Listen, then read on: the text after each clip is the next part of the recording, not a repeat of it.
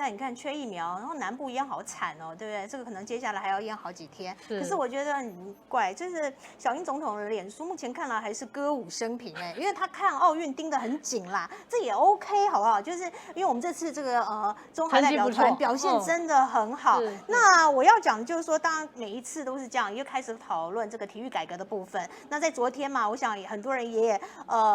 抨击也好，说引发的争议，也就是我们出动了这个幻象2000哦，伴飞，那让羽球队的国手呢凯旋归国。好，那我其实觉得这是国家的光荣，毋庸置疑。只是就说你这个时候他们说成本费一趟600万啊，那因为我只是在想说，我们一直在想说要提升运动员的待遇，我们要赞助体育活动哈，我们希望能够壮大这一块，把它的资源更充分一点。那你把钱花在这，你为什么不直接花在这个运动员身上，不是更实际吗？我想今天行政院会他有通过好几个报告，对，其中一个报告就是很完整的说，他们在这个2016到现在为止，他们在这个国训中心的预算增加了几倍，对，然后对于这个培训未来2024的这个奥运巴黎奥运。他们准备有多少的黄金计划等等，对，这个本来与时俱进上面是国家长期方向上的准备，这个大家都可以接受。那这次的成绩呢，出奇的好那难道不是4年前是大家选手们跟之前这么多这个教练或者是这个专家团队一起努力促成的？那我是觉得说，一个政策的这个好坏看结果的时候，大家都觉得要往自己脸上贴金嘛。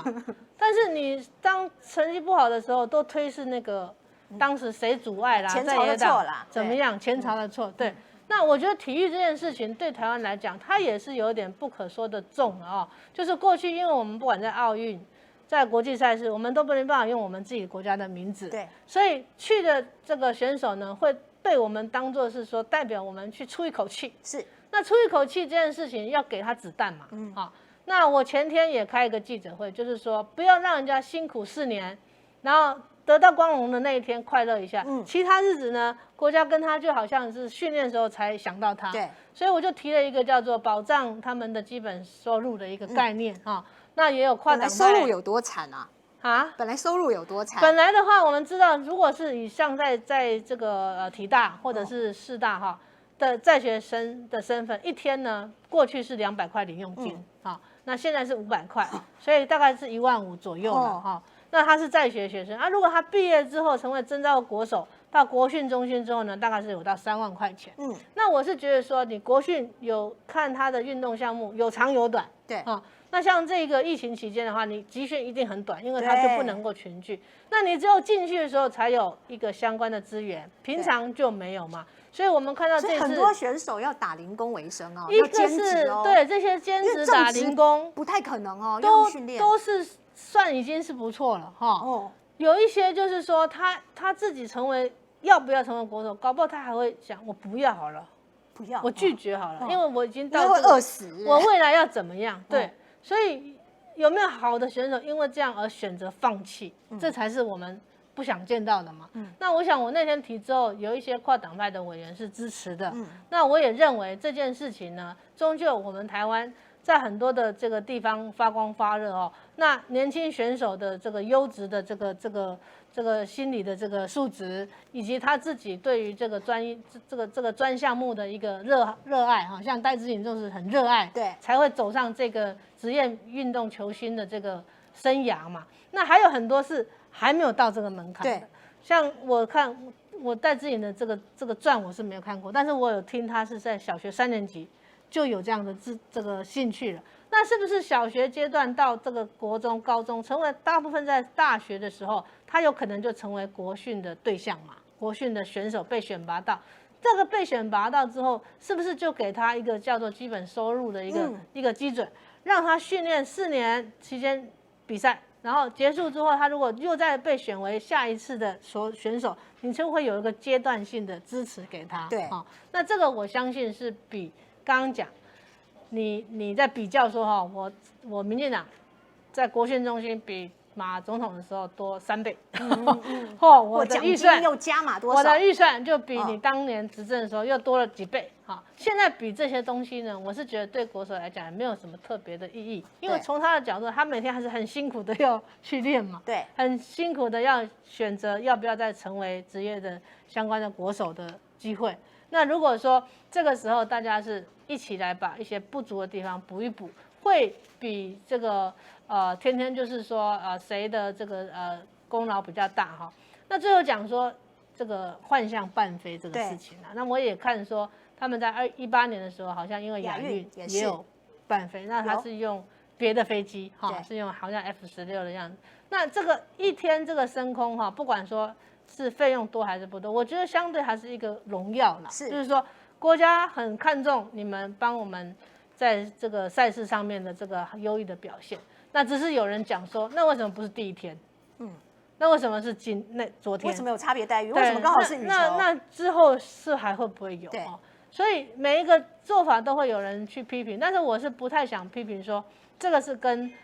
飞上去一天花多少钱有关，因为他常常要去飞哈，这个是他的费用之一，只是他的这个动作本身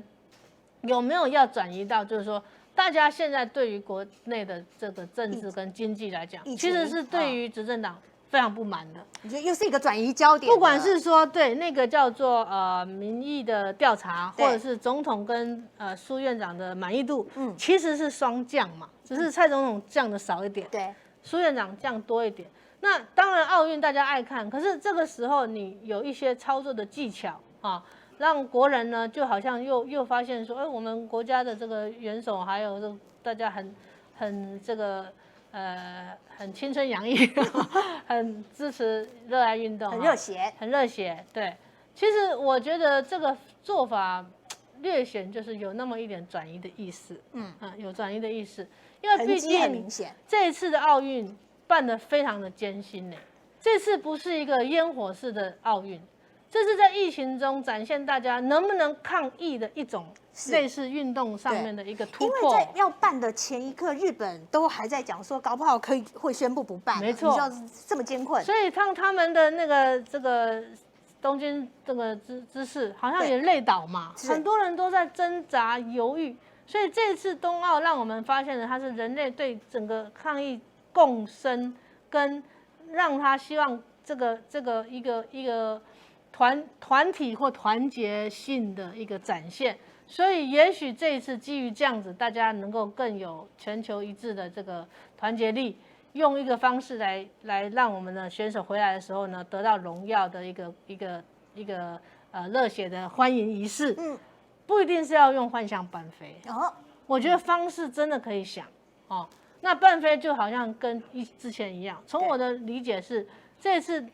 真的东京的这个做法跟他们现在也疫情还在升温，是很多人都担心说，那会不会是因为办了这个之后升温更严重，他们都扛下来了，对，他们都没有用别的这个在国内说好像有一些什么样的一个做法，好像让大家不能去跟他们对话。他继续在撑住嘛，那我觉得我们回来，我们跟他那么近，我们还是可以用别的方式来这个展现对东京跟日本的感谢，也同时感谢我们自己的选手国手们的表现优异。这个我觉得方法是太廉价了一点。对，那但是委员，这个奥运快结束了啊，会结束嘛？但是我们对这个运动资源的投入，对选手待遇的提升，这个不会到后来也像一个放烟火式放完，然后这时候大家吵一波，然后什么的奖金加码，然后之后呢又回到原点。有可能就是说一定的这个奖金制度要不要调整啊？那有人是提说，跟各国比起来是不错了啊，差不多是有了。那所以我想这一方面的改革性的这个声音可能差异不大了啊。那我讲的比较是这个挹注的资源里面，从运动这个基金啊，或者是他这个体育署的预算，有没有可能编列我讲的说，让他们有生活基本保障的这样的一个政策，在法律上这跟草案上我已经在研拟了。我希望我能够联署到15个委员，好，跨党派去联，然后让这个行政院还有这个教育部面对说一年大概就是说你要去参加8种赛事的选手，大概是1900到2000多人，所以其实是2、3千人的这样的一个需求。算出来的预算并不多，那如果这个制度补足了，或者说往前一步了，我相信对于未来大家看到更多这种专业的这个国手们的表现是会眼睛一亮，这应该是我们能做的。